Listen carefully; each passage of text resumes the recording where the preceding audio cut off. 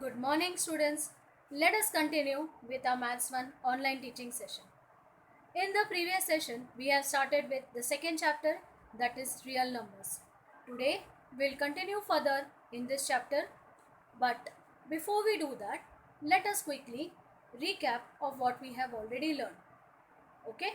So, I have told you the basic definition of real numbers.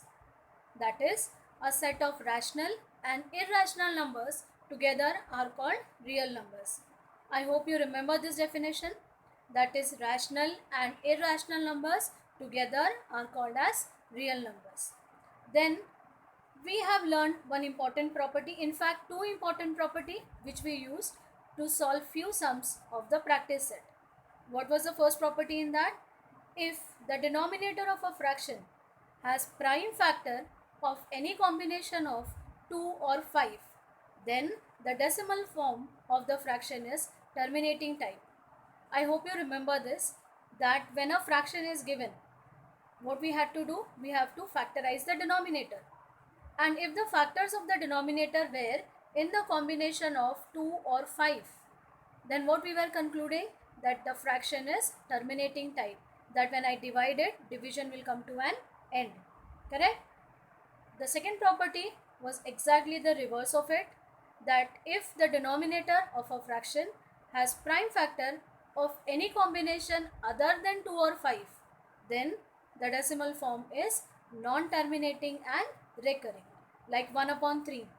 I gave you that example where when I was dividing it, division was not coming to an end and the remainder was repeating itself, like we were getting the quotient as 0.3333 and so on.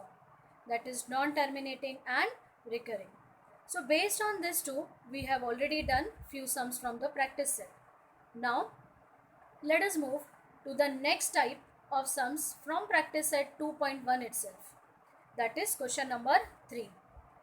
The question is, write the following decimal numbers in P upon Q form. If you remember the second question, what we have done in that, instead of a decimal number, we were given a fraction. And what was asked? To convert it into a decimal form. What we did then, we simply divided the number and it got converted into decimal. Now what we are going to do? Exactly the reverse of it. A decimal form is given to us and we are going to convert it into a fraction. Okay? Now there are few important steps to remember in this. Let us see how it can be done. See the first question. 0.6, you can see a point above 6, that is recurring. Yes, the question is 0.6 recurring.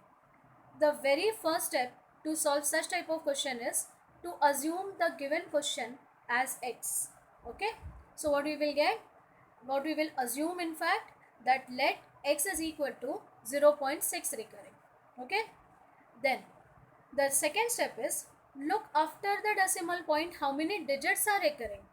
Yes, like here it is 6 recurring, means only one digit is recurring again and again. 6 6 6 6 we are going to get, right? Only one digit is recurring. So now my next step will be multiplying both the sides by 10. Why by 10? As I told you, this will be decided based on how many digits are recurring after the decimal point. If two digits are recurring, suppose the question was 0.67 recurring. Now two digits are recurring, so we will multiply by 100.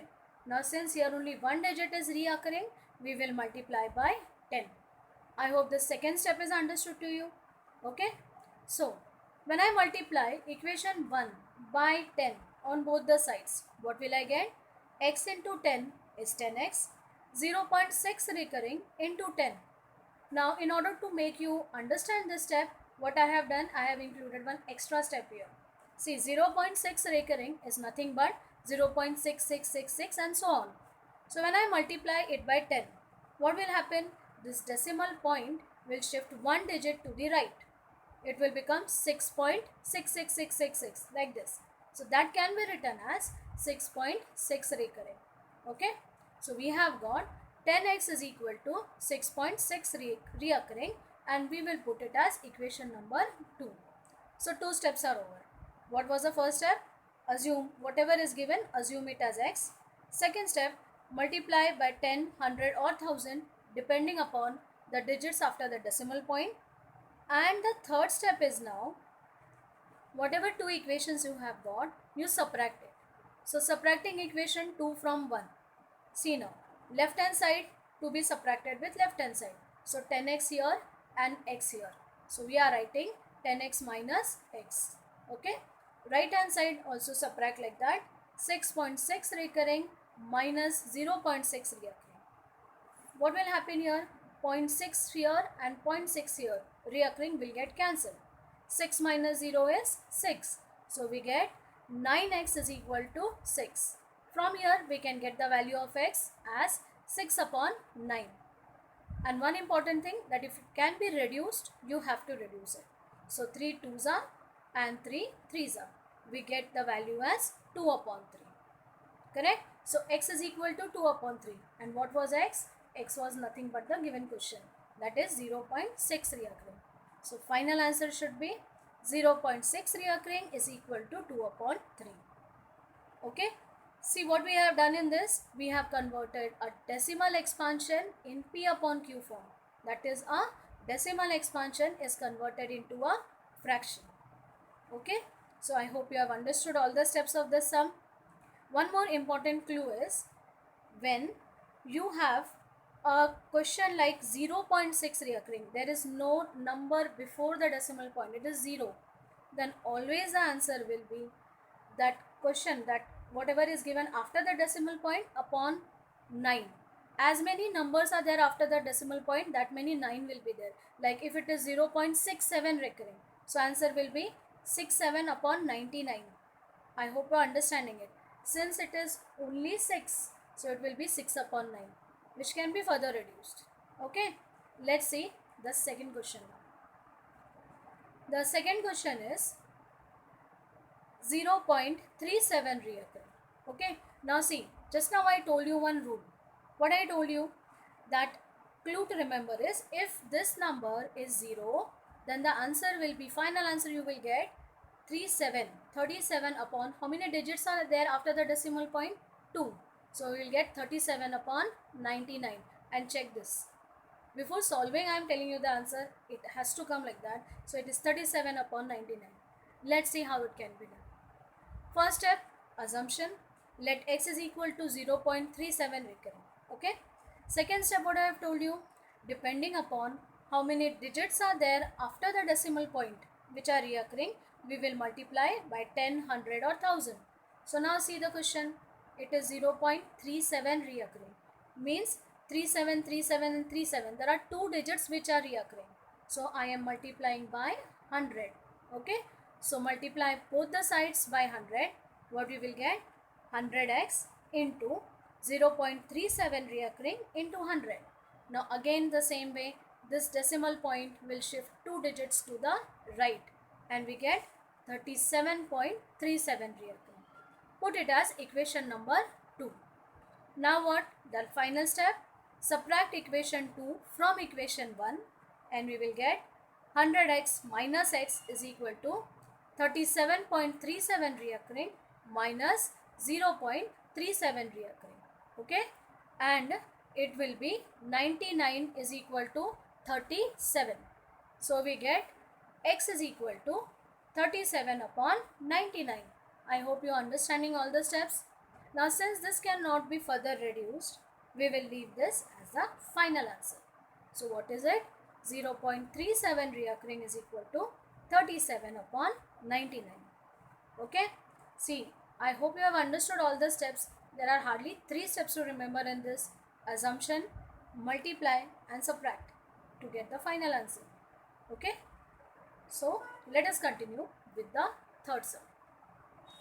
The next sum is the third sum, that is 3.17 reoccurring. Okay. Now the rule which I have told is not applicable here. We are not getting 317 upon 99. Why? Because this is not 0.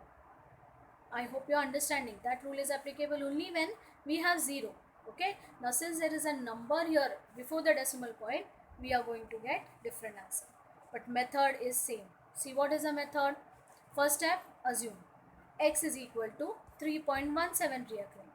Number it as equation number 1. Second step was after the decimal point, how many digits are reoccurring? 1717. So 2 digits. So with which number I will multiply? Yes, we will multiply by 100. What we will get?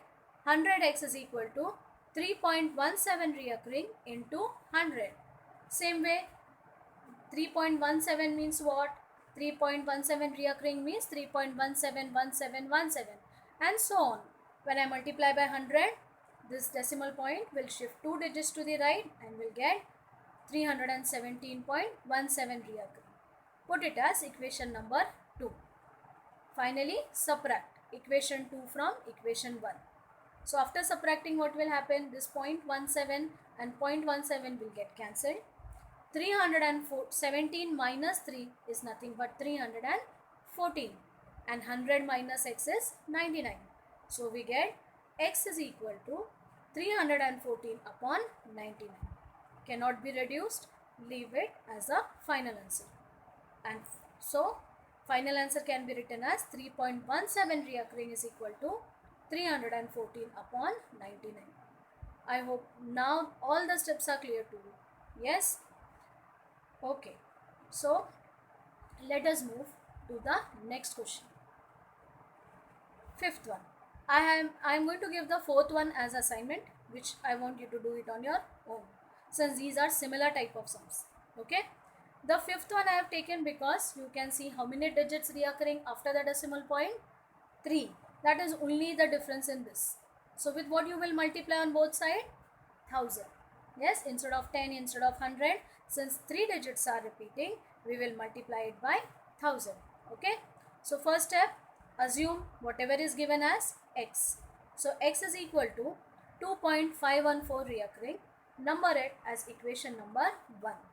Since there are 3 digits which are reoccurring after the decimal point, multiply both the sides by 1000. Okay. So for you to understand, this step is written. 514 reoccurring means 514, 514, 514 and so on. Multiplying by 1000. This decimal point will shift 3 digits to the right. Correct? So it will become 2514.514 reoccurring. Okay.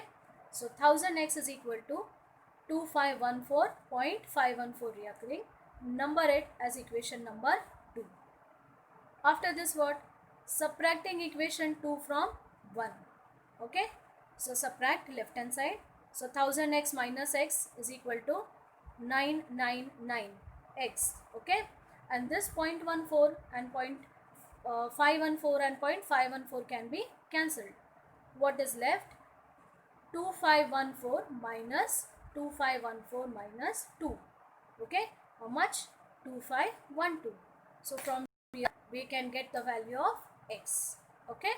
So x will be 2512 upon 999. And finally this answer can be written as a final answer. So in this session I have only explained you this particular type of sum where a decimal expansion is converted in P upon Q form. Okay. So I hope you have understood all the sums which we have done, and you will do the sum which I have given you as assignment sum. Right. So this is our assignment question. In this I have given you one additional question based on the previous video which we have learned, that is classify the decimal form of given rational numbers into terminating and non-terminating reoccurring type. Now I hope you remember, we have just now revised in this session also that in this type what we have to do, we have to look at the denominator. If it can be factorized, factorize.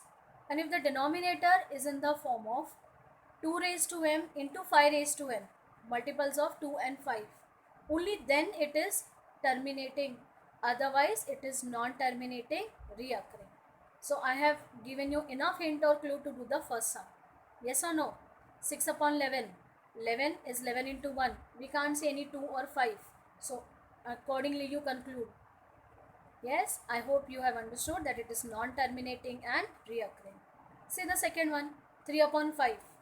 Obviously there is 5. Yes, so it is terminating. Like this you do it, writing all the proper steps. Okay. See the second question. It is exactly similar to what we have learned today. Write the following decimal numbers in P upon Q form. And what is the question? 15.89 reoccurring. Okay. So what is the first step? Assume it as X. Second step, look at how many digits are reoccurring after the decimal point. How many? 2 digits. So with what you will multiply? 100. Correct? So multiply both sides by 100 and then subtract and accordingly get the answer. Okay? So here we end with this session today, wherein we have learned an important type of question of conversion of decimal expansion into P upon Q form. Right? I hope you have understood it.